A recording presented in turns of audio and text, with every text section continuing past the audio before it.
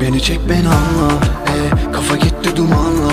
Ya yerin yok bu limanda, kalbime kan damla. Ya beni çek beni anla, kafa gitti dumanla. Ya yerin yok bu limanda, kalbime kan damla.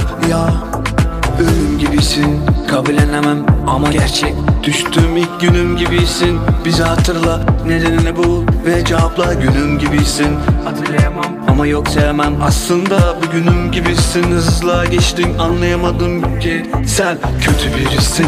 Belki şeytan, belki insan, fark etmez ki ölüm gibisin. Yanıma gelme, karşımda durma, gözüme görünmeyesin. Yine kanarım, engel olamam, sana dayanamam ki. Erir giderim, elim veririm, yine severim. Beni çek beni anla, kafa gitti dumanla. Ya yerin yok bu limanda, kalbime kan damla. Ya beni çek beni anla, kafa gitti dumanla.